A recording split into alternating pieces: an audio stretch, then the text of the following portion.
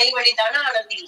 அவங்க என்ன பண்ணாங்க, அப்படி ஆஹ் அவங்க திருமாலைக்கு போயிருக்காங்க. திருமாலைக்கு போயிருக்கப்ப தெய்வம் என்ன பண்ணாங்க, என்ன நீ எங்க தனியா இருக்கியே, நான் சாலையில இருந்தேன், எங்க மாமியாரோட இருந்தேன்.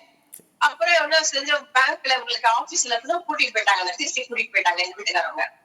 அப்போ என்ன பண்ணாங்க, தெய்வம் கேட்டிருக்காங்க, ஏன்டி அவ இல்லையா இப்ப அப்படின்னாங்க. இல்ல அவங்க போயிட்டா அப்படின்னு சொன்னாங்க. சரி இப்ப தனியா இருக்கே, நீ என்ன பண்ற அப்படின்னு கேட்டிருக்காங்க.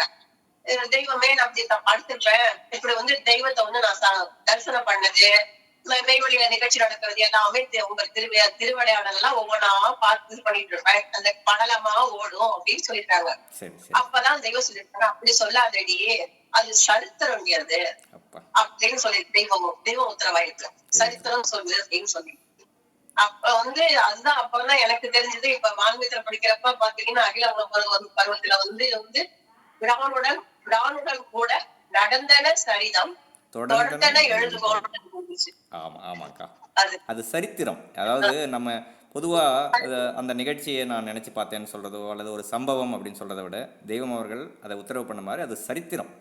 ஏன்னா அவங்களுக்கு, அதாவது உங்க அத்தை மாமி மெய்வழி தனானந்தகி பாட்டி, எனக்கு பாட்டி, நான் அதனால் பாட்டின்னு சொல்கிறேன், மெய்வழி தனானந்தகி பாட்டி அவர்களுக்கு இந்த போல் ஒரு அந்த காலத்தில் தெய்வம் அவர்களோடு நடந்த அந்த சரித்திர நிகழ்ச்சியெல்லாம் அவங்க நினச்சி பார்த்ததை சொல்லும்போது சரித்திரம்னு சொல்லணும்னு தெய்வம் உத்தரவு பண்ணுறாங்க. இப்போது இது நாங்கள் எங்களுக்கு தெரிஞ்சுக்கும் போது ஒவ்வொரு அனந்தாதி தேவர்களும் அனந்தகிகளும் தெய்வம் அவர்களுடனான அந்த சரித்திரங்கள் அதை பகிரும்போது அது ஒரு மாபெரும் தெய்வ சரித்திரம் அப்படிங்கிறத இந்த ஒரு நிகழ்ச்சி நீங்கள் சொல்லும்போது எங்களுக்கு ரொம்ப பதிஞ்சுதுங்கக்கா. ரொம்ப மகிழ்ச்சிங்க.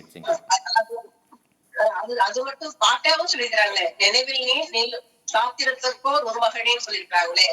அதனால அது எனக்கு அப்புறம் தான் தெரிஞ்சது இப்படி தெய்வம் சரித்திரம் அவங்க நான் சரித்திரம் நினைச்சேன், அவங்க நினைச்சது சரித்திரம் நினைச்சேன். அப்புறம் தான் தெரிஞ்சு சரித்திரமே அவங்கதானே அப்படின்னு.